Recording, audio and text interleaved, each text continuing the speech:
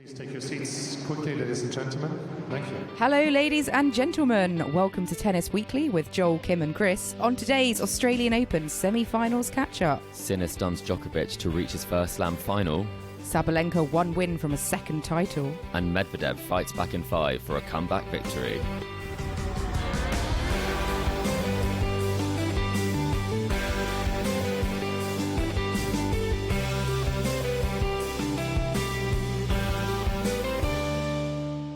Chris, today is the 26th of January. We are here to catch up on the semi-finals of the Australian Open here at Tennis Weekly HQ. We've got our finals in the men's and women's singles nicely laid up, ready for a weekend of hopefully very exciting, dramatic tennis to get our teeth into. Sabalenka against Zheng and Sinner against Medvedev. It still feels weird to not be having Novak Djokovic in an Australian Open final come Sunday. We'll be getting on to all of that, what happened, all the fallout, as well as that epic comeback from Daniil Medvedev in the second men's semi, which only finished a couple of hours ago. They yet again played late into the night. But before we begin, Chris, I'm feeling quite smug because I've managed to find a jar of Vegemite. No, surely not. I thought Joel couldn't find it in London. So where did you find this? Well, I'm actually up in West Yorkshire at the moment, in lovely Saddleworth Moor, and I found it in a supermarket here. So if I can they find love it in Yorkshire, then yeah. Joel should be able to get it in London. So Joel, the quest is on. I hope you're listening to this, and I hope you're going to scour the shops this weekend because we're very much looking forward to doing a Vegemite taste test come Sunday. And Chris, you're going to raid the British supermarket as well, I think. Yeah, I'm going to try, but I've got to be honest. I'm actually a real enthusiast of Vegemite, and I even drink it as a hot drink. So, that is weird. Format are we having it? It's weird. Yes, it's weird. I've never heard of anyone having it as a hot drink. A hot Vegemite, never. How does it kind of dissolve in liquid? Give it a stir. Yeah, exactly. Right. And then you have quite a nice... I mean, I think it's quite nice. I think it's for British listeners, a bit like a hot Bovril, I think is what people used to have back in the day. Oh. But I've said before, I mean, I'm a traditionalist, but maybe I'm just very outdated in my taste as well. I mean, it's full of B vitamins, so I'm sure there's a lot of nutritional qualities to it. It's for my health. It's for your health. I'm just trying to imagine doing that with like some peanut butter and putting that in hot liquid, and I'm just... That's hot not... milk? That's not going well. Warm milkshake? Yeah, maybe. Yeah, peanut butter milkshake. I wonder if Morgan Riddle would prefer Vegemite in a hot liquid. Maybe I'll DM her and say it's better if you drink it. Yeah. Well, I wonder if Novak Djokovic has Vegemite. I mean, it is vegan. He maybe could have done with some of it because he needed it today. He needed some extra oomph. B vitamins. He did not play well. He lost to Sinner 4 sets, 6-1, 6-2. What a scoreline in those first 2 sets. 6-7, 6-3. Jannik Sinner is into his first Grand Slam final. When I saw this result, I was somewhat surprised, but mostly by the scoreline in those opening sets, Chris. Yeah, I mean, I woke up this morning and switched on immediately, and it was just coming to the end of that 4th set. So I didn't see them live, and I have rewatched them. And it's very uncharacteristic from a Djokovic perspective. And normally Djokovic doesn't like to take things away from his opponents after a match. He will say he was outplayed and kind of sometimes leave it at that.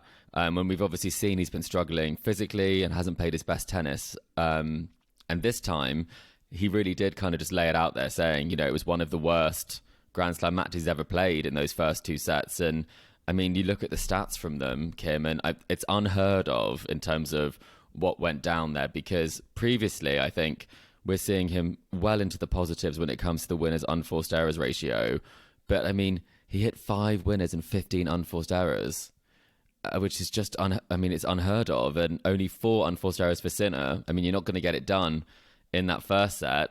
And if you look at the second set, I mean, it's much the same story. 14 unforced errors to 6 winners.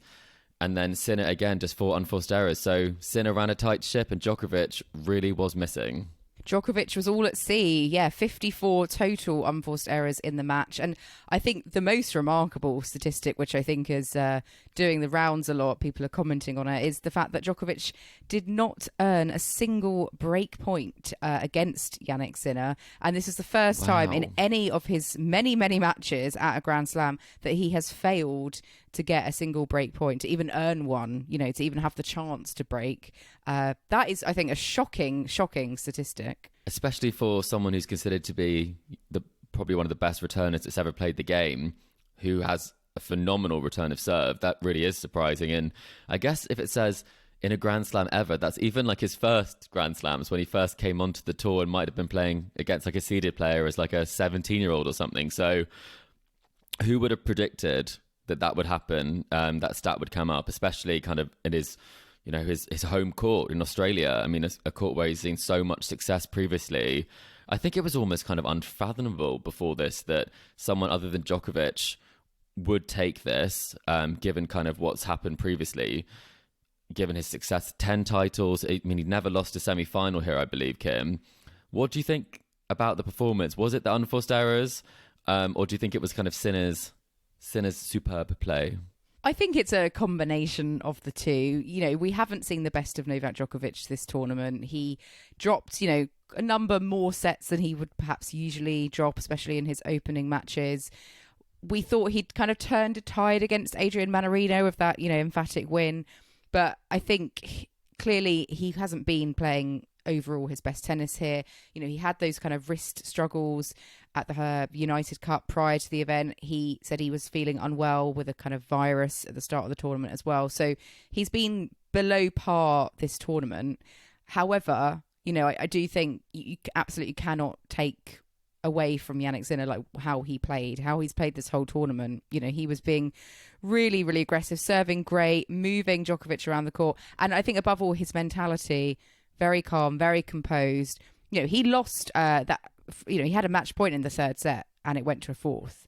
That could have derailed someone quite easily. You know, you're up against Djokovic on the court that he loves so much.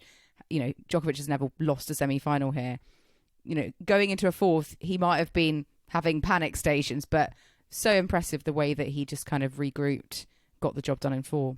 Yeah, and I think that's probably the Darren Cahill effect, and that might be a big turning point for him when Darren joined his team, because he's had so many great results since then. It's almost like a switch has been flicked compared to what we were witnessing at some of the slams last year. I mean, I was in Paris watching him play against Altmaier, and I mean, when you watch what he's doing now on a tennis court and you watch what he did back then, he always had the game, but he can just completely kind of go off the boil. And when he starts missing, he can really miss. And it feels like that's what's sort of shifted, is that his belief is almost unwavering in his shots. And he's just been hitting them with such conviction. And this will be his third victory in his last 4 matches with Novak Djokovic, which I'm not sure many players on the tour right now could boast such a positive recent head-to-head against Djokovic. So, question I pose to you, Kim, has Sinner got Djokovic's number now? Oh, well, I mean, Sinner has got everyone else's number, because the only person he's lost to in the last few months in his past 20 matches is Novak Djokovic at the ATP finals, in the final. So he's unbeaten against, you know, anyone else, which will hold him in good stead, hopefully, going into the final against Medvedev. I do think, though, yeah, obviously we didn't see the best from Djokovic today. That did play a factor. And I do think that, you know, the last time we saw Djokovic defeated by one of the young hopes, you know, Alcaraz, Wimbledon final, he then put together a very impressive run of form afterwards. He didn't let it, you know, knock him down. He's too good for that. So I do expect Djokovic to come back. I don't think it's going to be a case of, you know, Sinner having his number for the rest of time. I mean, obviously Djokovic a lot older, you know, other challenges going into the sort of twilight years of his career perhaps, but I don't think this is the end of the road for Djokovic. I don't think his fans need to panic just yet. But I think this will have done Sinner the world of good, getting that win at a slam, getting that tick in the box. It's very different getting it at a slam compared to, you know, a Masters series or even the Davis Cup. And he made that point afterwards. He did say, going into this, that the results he'd had previously, although it is good kind of getting wins over Djokovic coming into this, it is completely different on this sort of a stage. I think everyone is aware of the sort of level that Djokovic can bring. Sometimes, as we've said, like when he has had injury problems or he hasn't been playing his best tennis, he does just find it, and he can kind of blow someone off the court completely with some of his shot making, as well as some of his his skill on the court. And I think that's where Sinner will need to continue to kind of play in this vein. You can't really question your game. I mean, if he's serving this well, I think that will put him in a better stead than maybe Alcaraz coming out of Wimbledon, because he does get a lot more free points, and it did have a really big impact on the game today. That's something that really stood out when you look at the numbers that are attached to it, that not only was he returning really well, but he was also serving phenomenally well. I mean, he hit 9 aces and just 1 double fault, which is, that's great, and 83% of first serve points won. So that's something where I think he has got the edge over some of the top 4 competitors in terms of the service. And I think that will put him in good stead, kind of at whatever tournament he's playing at. But I mean, I don't want to brag too much about this. I haven't brought it up yet, Kim. I've been very respectful. I was going to, don't worry. I was going to ask you how smug you were feeling. Yeah. Okay. How smug do I look right now for our listeners? Yeah, you got a big grin on your face, I have to say. I mean, Ben Rothenberg did say that you'd be an idiot not to predict Djokovic, and me and Joel, we did both predict Djokovic. But you win the. You may have got the slam spoon of shame in our collector set, Chris, but you've well and truly redeemed yourself by picking Sinner for the win. Although he hasn't won the tournament, has he? He's in the final. That's he hasn't won it. That is true, and we shouldn't get ahead of ourselves, right? In terms of that result, obviously, predicting this semi-final and the win is great, but again, this could just go down as a fantastic win against Djokovic at a slam, as opposed to the first slam that you've won. And standing in his way is a formidable opponent, an opponent that he's played an awful lot in the last couple of years. And I think that's probably something where a lot of people will think, you beat Djokovic, you almost should just be allowed to have the slam. Like, you've done the hardest part here, and therefore you should just be given it. Take the trophy, or maybe you get like a special medal at the end of it to say that you managed to take him out. But he's got Daniil Medvedev in the final, doesn't he, Kim? I know. Yeah, I feel like if you beat Djokovic, you should get like, I don't know, like an extra, what's it, the green jersey in cycling, or like a 147 break in snooker. You get some. You get the most aggressive rider in the cycling. So maybe you get the most aggressive tennis player. Yeah. But yeah, Daniil Medvedev will be looking for his first Australian Open title as well. So it is all to play for. And Medvedev, has way more experience. He's won a Grand Slam. He's been in this particular final twice already. So he's still a very experienced, very, very difficult opponent. And he showed that today, because he came back from 2 sets down yet again this tournament to beat his rival. They don't get on too well. There's a bit of a grudge match between them. Sasha Zverev. He was trailing 7-5, 6-3, got the 3rd and 4th sets back on 2 tie breaks, and then the momentum was with him in the 5th set. He was by far the better player. 6-3. He clinched it just after midnight local time. Zverev will be obviously extremely disappointed. This isn't the first time he's lost from 2 sets up at the deep end of a slam. And Daniil Medvedev, once again has escaped from the brink of defeat.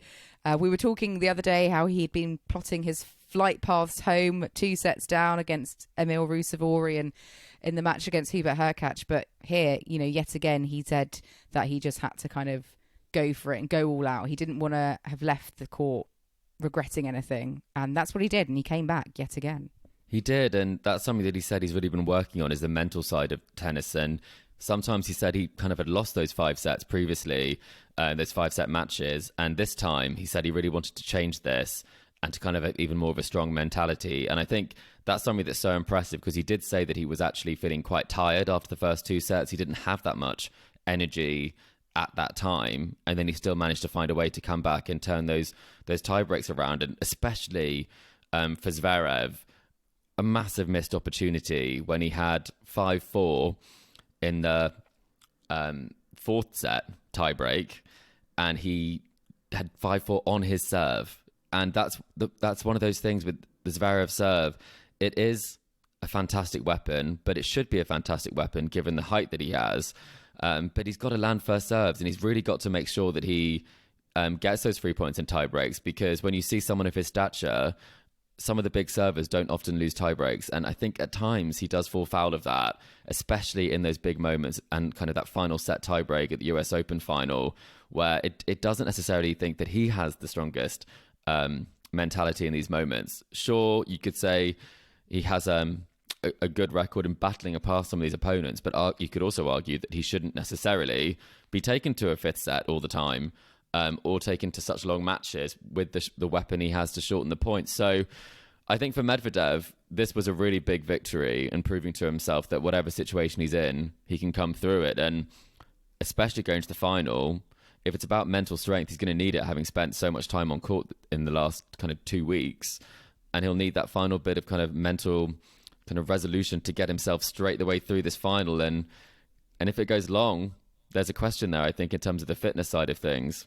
Well, yeah, I mean, he was 2 points from defeat today. He went for it. He's come through yet again. He's been up, he's had his back against the wall a lot this tournament.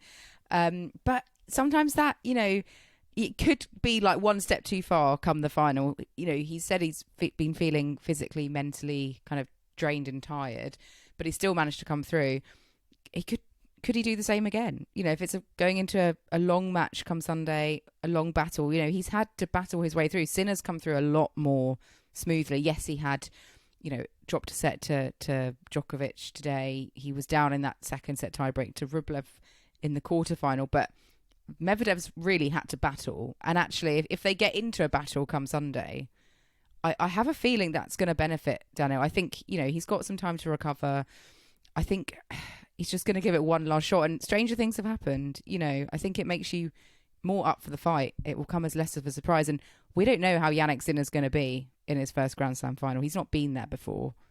Medvedev has. So I think Medvedev's mentality is probably perhaps going to be a bit more, I wasn't expected to kind of get this far the way I've been playing. I've been up against it. I'm just going to go out there and see what I can do. Perhaps. I don't know. I mean, he will be nervous as well. He's going to be trying to get this title for the third time, third time lucky in the final. Those memories from when he lost from 2 sets up to Nadal 2 years ago, maybe that will all come flooding back and he'll kind of experience that trauma on the court again. It's going to be really fascinating from, both sides, I think, to see what unravels. That's a great point as well, because we're talking about how good he is at coming back from behind, but what if he's up?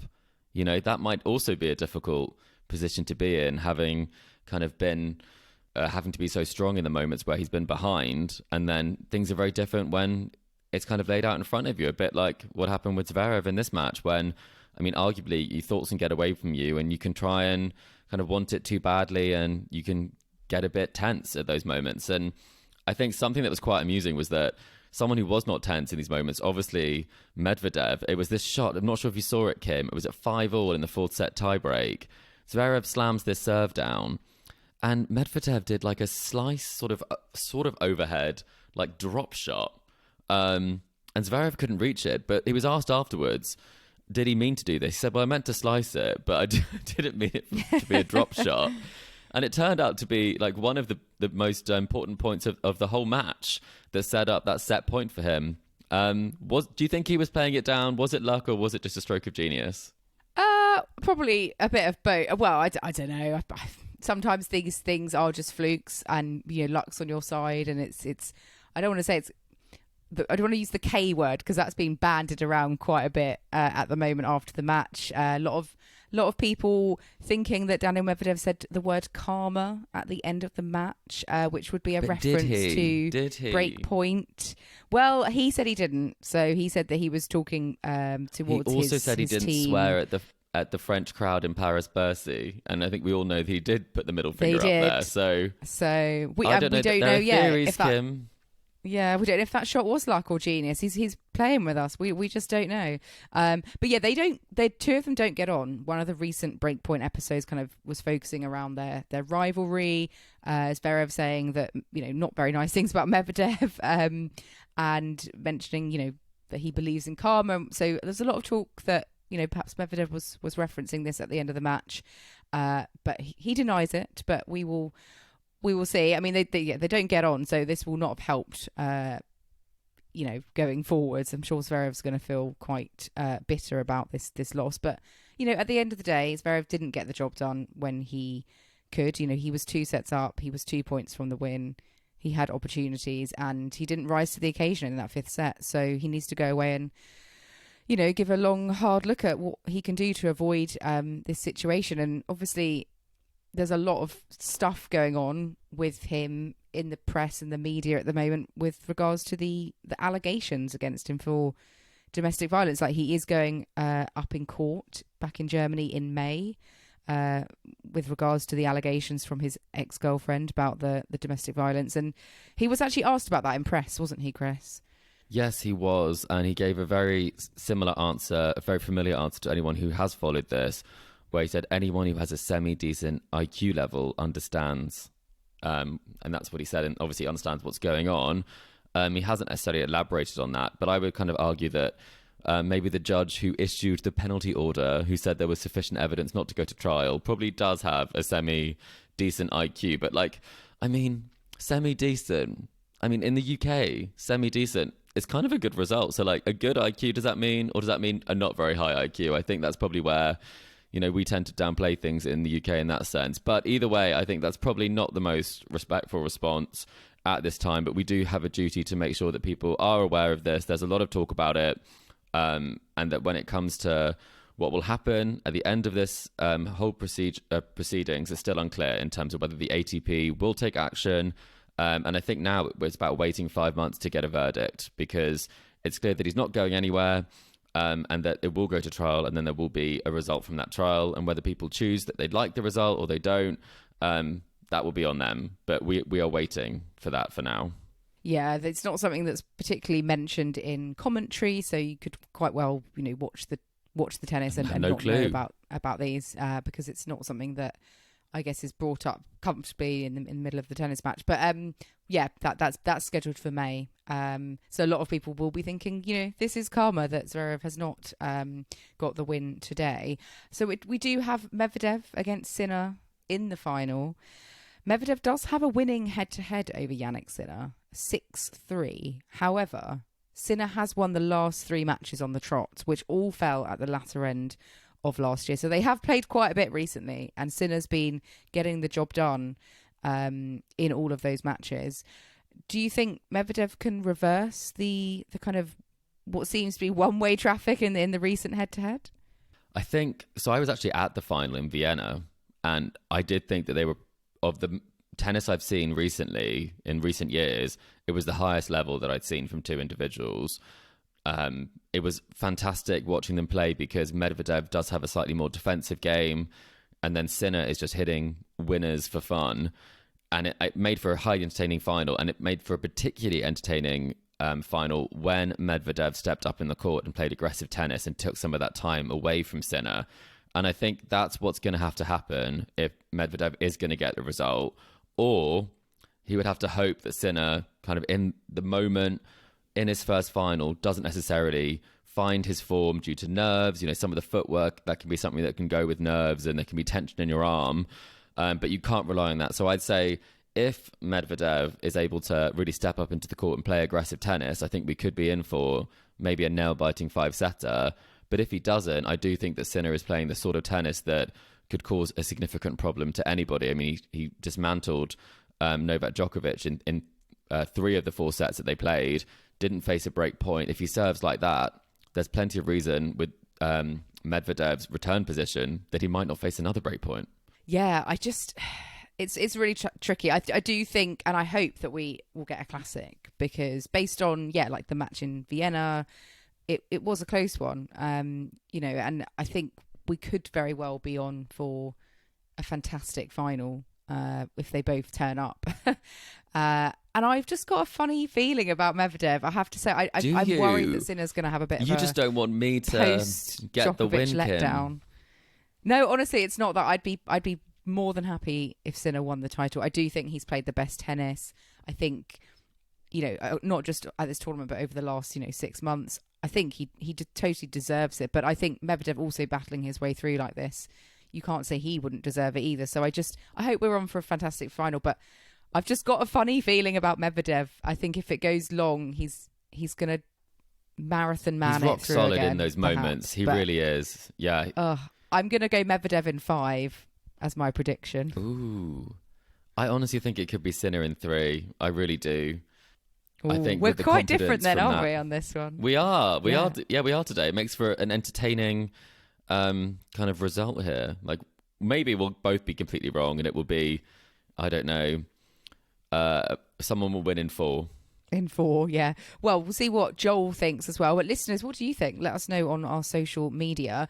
We will be having a very short break now, but we'll be back, but not before long, to discuss the ladies' semi-finals from Melbourne Park and previewing the ladies' final, which gets underway tomorrow. So do not go anywhere.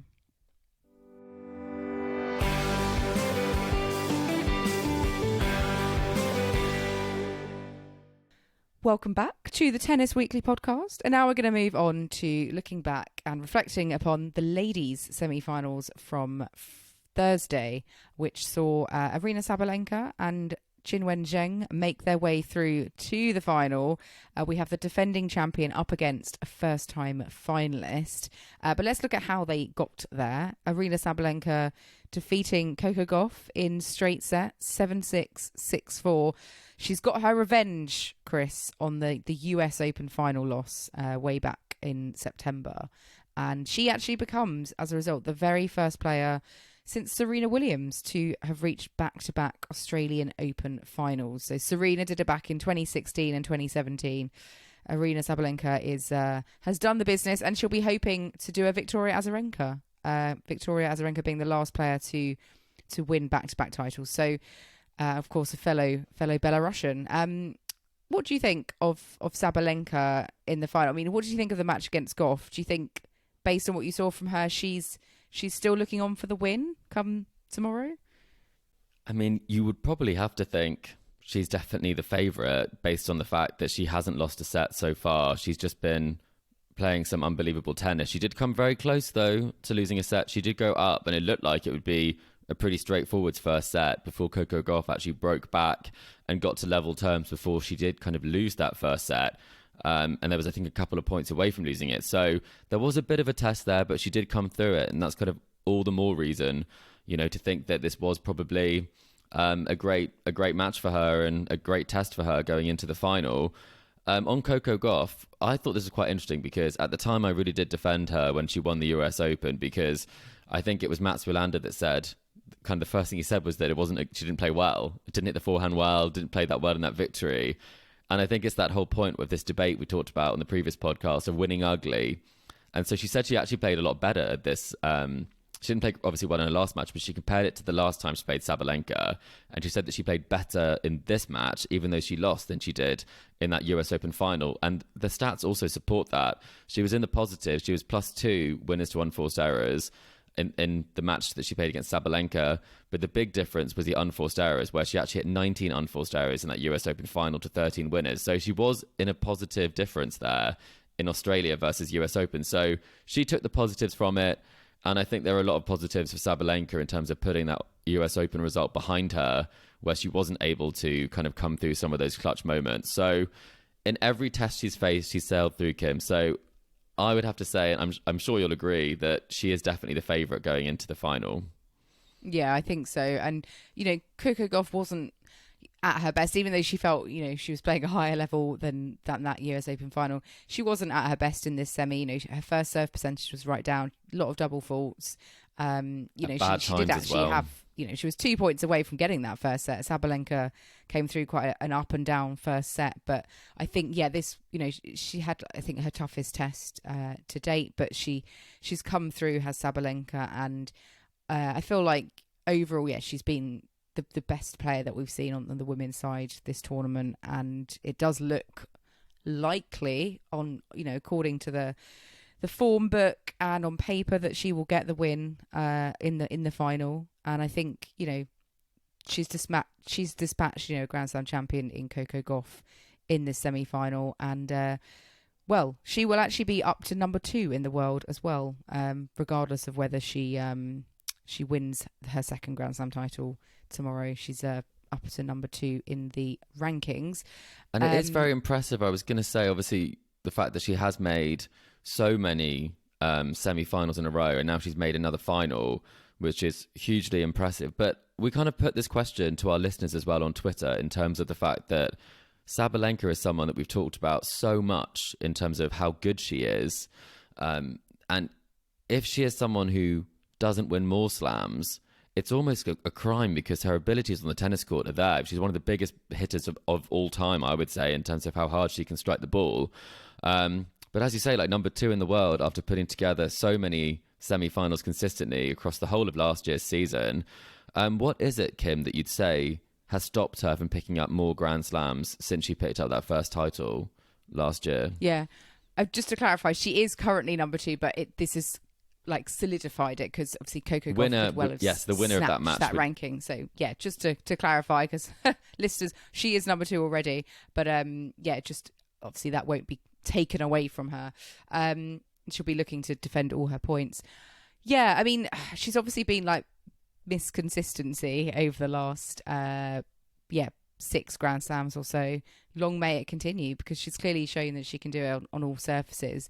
I think, at times she mentally has let it get to her and just not focused in on the strategy that she needs to. Like we saw in the US Open final, she just kind of got embroiled in kind of rallies with Gauff, and she wasn't really executing her game plan. And I think just making sure she's got that clarity of thought throughout. It's small things here and there, but I think we've seen her getting quite frustrated on court, that negative body language, and so I think it's always been within her grasp, but it's just about honing that energy in the right way, which we have seen more this tournament, and also obviously last year when she got the win here in Australia. So she's not a spring chick. She's 25 I think now, and there's still many years left ahead of her in her career. It's so much more common on the women's side, isn't it, to grab slams when you're 19, 20, 21. We get used to that, but it's fine if you're waiting a few more years to break through, and that's obviously the pathway that she has taken. Yeah, absolutely. And I think on some of the points that you made, she does kind of go for a bit too much at times. She almost doubles down, hits the ball even harder, and maybe that's one of the things that in those moments, if you are just pushing and in stress, you can make more unforced errors and push that ball beyond the baseline, which she did do quite a lot actually at the US Open. So I guess it is in those big moments, and she proved obviously at the Australian Open last year in those big moments she was able to come through.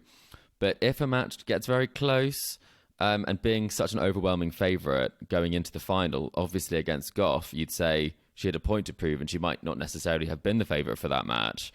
Do you think that the fact that people think it's on her racket might lead her to be a little bit kind of stressed in the same situation, where she might have this pressure to really go out there and, hit the cover off the ball, whether it goes in or out? Yeah, because, she's up against Qinwen Zheng in the final, and she will be, of course, the favourite. She's an existing Grand Slam champion, way more experienced at this level. And yeah, it will be interesting to see if she handles that pressure, compared to being a bit of an underdog, or being, kind of going either way. So, I mean, let's look at Zheng, because she has come through. She's the second Chinese player in history to reach a Grand Slam final in the women's singles. We've had, Li Na winning 2 slams, but that was 10 years ago now, and 10 years on from Li Na winning this very title, Zheng is one win away from potentially doing the same thing. She's had a very different pathway through the draw. She hasn't played a top 50 player, and in the semi-final, Diana Yastremska currently down at I think 95 in the rankings, so it is hard to know what suddenly playing Sabalenka is going to be like, because it's going to be, you would expect, a kind of Gauff in difference in terms of the performance.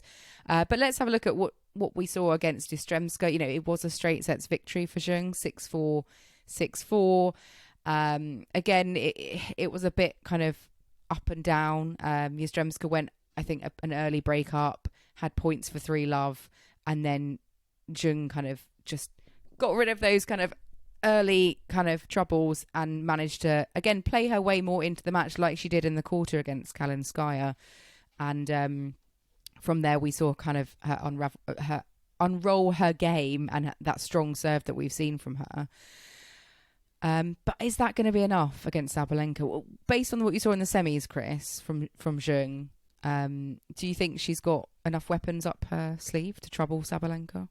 I think the difficulty is that with the serve, the technique isn't great and it can break down. I think that's something that you see, that quite often there's quite a low first serve percentage at times, but when the serve is made, it is a great shot. I think from a movement perspective, I think she's going to have to move very well. Going to have to chase down an awful lot of balls because Sabalenka is going to move her all over the court. But you have to play first strike tennis, and so she is a player that can do that. But then again, and we will come on to this when we kind of preview a little bit more, she did get kind of hit off the court in the US Open last year. So it's definitely a case where she's going to need to up her game, and having not played, as you say, an opponent of the quality of Sabalenka or anywhere near the quality of Sabalenka, I think you have to question how prepared she will be for that match, especially in her first final. And you did make a nod to it already, but her run to the Australian Open final, she has played the world number 76, the world number 54, the world number 94, world number 95, world number 75, and world number 93. So that's an average ranking of 81. And it would mean in her run to the final, Katie Boulter was the highest ranked opponent that she played, which, I mean, you wouldn't expect. It just doesn't sound right, does it? And I think a lot of people, said that Raducanu shouldn't have got to that point. But she actually played like the world number 11 in Belinda Bencic. She played, I think, 17 ranked Sakkari at the time. And most of the players she faced were in the top 50. They just weren't top 10 opponents. That was the only thing that was missing from that run. So, I mean, but is this the easiest path to a slam final ever? I'm just trying to work out if, she'll be playing the world number 2. How would that affect the average ranking? I'm not that good at maths to do that in my head. But I think surely it's got to be. I mean, I don't know. Listeners, if you've got a statistic to prove otherwise, I'd love to see it, because obviously this isn't Zheng's fault. She can only play who's in the draw. And if the top seeds are losing early, then that's on them. She's just got the job done against whoever she has had to face. So, full credit to her if she does go on and win the title and even getting to the final. She's it's absolutely not her fault that she's played players of that ranking. But it is an interesting, perspective, because you can argue that it would be a lot tougher to win, I don't know, the Miami title, for example, because you might have to battle through your 1s, 3s, 7s, 20s of the world. So it doesn't necessarily maybe give this title as much glory should she win it, but it is a big, it's difficult, isn't it, when you talk about the draw and the opponents, because draws are made to be broken, aren't they, Kim? They're not deserving, because that's not what we're trying to say. It's just I guess it's sport for you, isn't it? It's just how it goes. And you'd certainly, if I was in those shoes, I wouldn't care. I just want to get a Grand Slam. So yeah, and against Yastremska, you would argue that you wouldn't necessarily want to face a Yastremska who's playing this well over potentially a top 10 player who maybe wouldn't play as well on the day. Exactly. So I think there is a point to be made there, and especially on Yastremska, I think we have to say what an unbelievable performance this has been, given the fact that she hasn't been past on at first round in years at a slam, and hasn't been anywhere near the fourth round since 2019. So it's an unbelievable effort from her to lift her game. And I mean, she's given herself chances and fought for every point in every match. And she played well. I think if you are going to set yourself up for Sabalenka, I've said maybe the path of not playing these high-ranked opponents doesn't help you with that. But Yastremska can also hit the ball very hard, and she does go for the winner in the first strike. So that is preparation in some ways for playing against Sabalenka, especially the ferocity of Yastremska, her temperament on court, and the fact that, Yastremska is going to give you lots of things to think about, from injury timeouts, which she's want to do and prone of doing, to, kind of focus dips. There's lots of comparisons that you can make with Sabalenka in terms of the challenge that you'll have to beat the player, but also the person on court. Yeah, and Yastremska's been playing, higher level tennis than her current ranking. She's actually up into the top 40 at the end of this tournament as a result of her wins and all those nice ranking points that she's picked up this fortnight. I mean, Zheng will be looking, in the final to kind of make sure her serve is up there. We've seen when she struggled in matches, it's been when her first serve has, been at a lower percentage, and she's upped it the last couple of matches after sort of a bit of a shaky start. So I think it'll be crucial in the final that she doesn't get off to a poor start where she's not serving well, because I think she's gonna, you might go like almost 2/3 of a set down. And by then, we know in women's tennis with best of three, it can be very hard to turn things around. You don't have much time to turn things around if you lose the first set quickly. And we've seen that a lot in kind of first-time finalists getting quite nervy, and they're already, dropping the first set in half an hour. Yeah, some terrible finals, haven't we? Especially, we've seen, was it a Sharapova versus Serena? Obviously not a first-time finalist at that time, but if you let it get away from you, or the moment get away from you, it can be very one-sided, especially against someone who is a big hitter. And if they're making their shots, you really have to upset that rhythm. So that's going to be a really big challenge there. And especially kind of looking to that match, what do you think that we can take from the last time that they played? I did mention it already. It was the quarterfinals of the US Open, and Sabalenka won 6-1, 6-4, and that was on her way to the final there.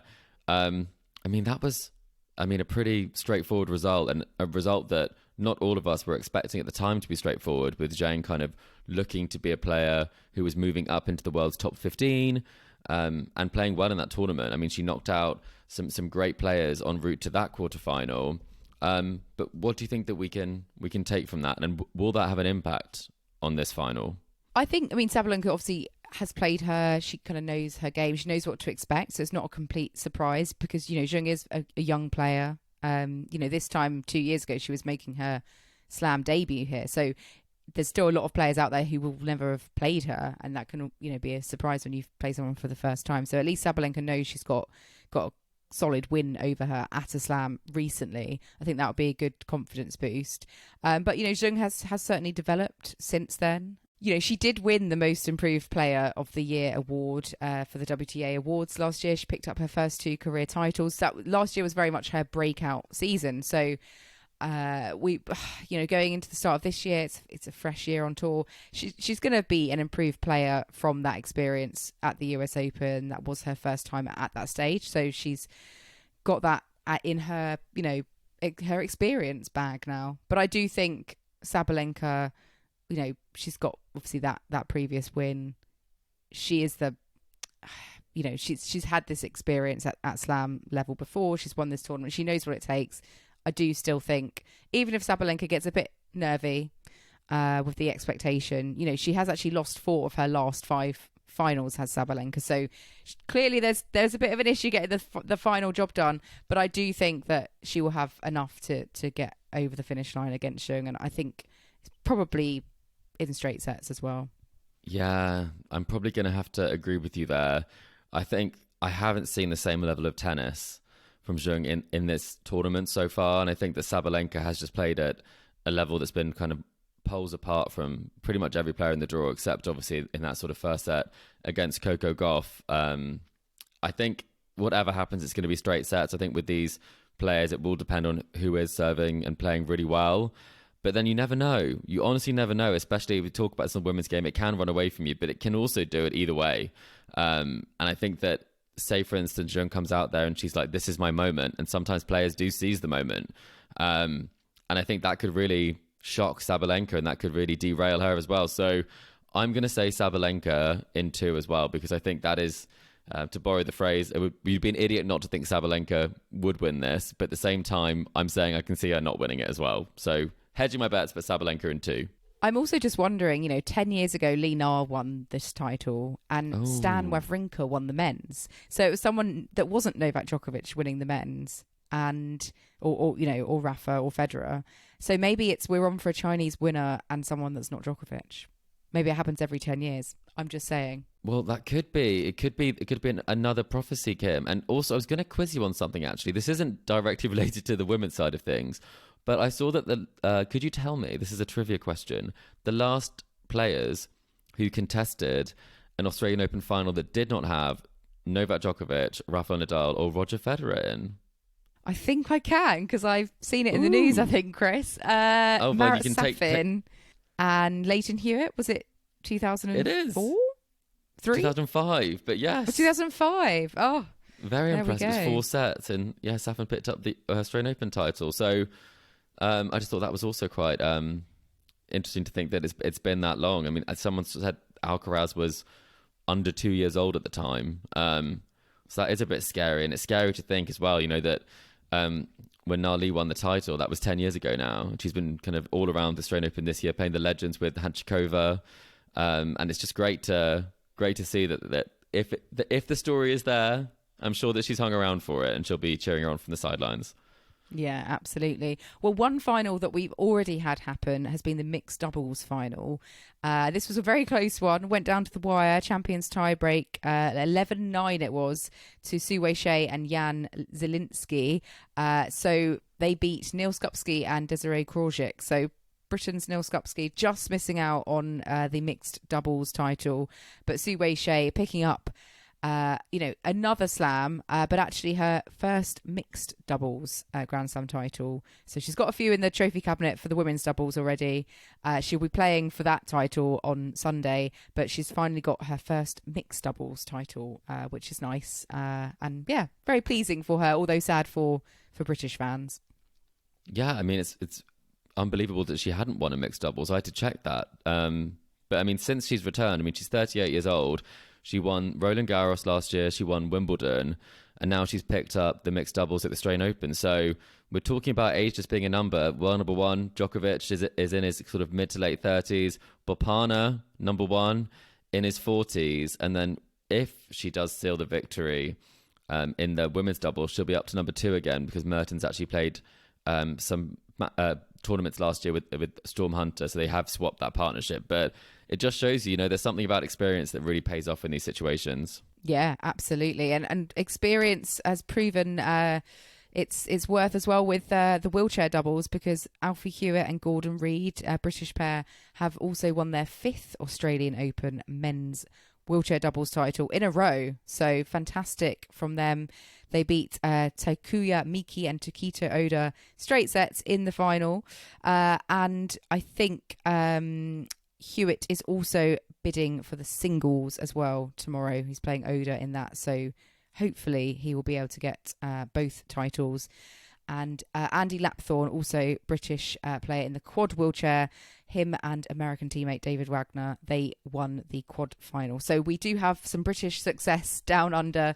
Skupski couldn't get it done in the mixed doubles, but we have had British success in the wheelchair event. So well done, all of those guys. And good luck to Hewett for the final as well.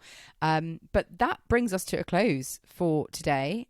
We will all be back together for the first time in a long time since before the tournament on Sunday to wrap up on the singles finals and the other finals action, women's, men's doubles, etc. So we look forward to you joining us then. Chris, you off to go and do your Vegemite shopping, I hope, in the meantime. Well, I need to, don't I? And cheer on Bopana. Cheering Bopana on with a Vegemite drink, perhaps. Yes, a warm one. Yeah. Well, listeners, I hope you've enjoyed our latest episode of Tennis Weekly podcast. Remember to subscribe to us to stay up to date on all of the action from the Australian Open. We have one more round to go and we'll be bringing the tournament to a close over the weekend. But we are on Apple Podcasts, Spotify and all major podcasting platforms out there. So if you do like what you're hearing, then make sure to leave us a rating and review on Apple Podcasts or Spotify. And this is also our final plea to ask for you to very kindly vote for us in the Sports Podcast Awards. Entries do close on the 28th, so the link is in the description and it's also pinned to our social channels. You can also follow us on our social channels or email the show. We're on Facebook, Instagram, X, TikTok and YouTube. The handle for all of those is Tennis Weekly Pod. You can also purchase our lovely Tennis Weekly merch, and the website for that is etsy.com/shop/tennisweeklypodcast. You can email us at tennisweeklypod@gmail.com, or you can check out our website, tennisweekly.co.uk. And we'll be back on Sunday at Tennis Weekly HQ for our final AO catch-up. So I do hope you can join us for that. But in the meantime, it's goodbye from Chris. Goodbye. And it's goodbye from me. We'll see you again soon. Goodbye.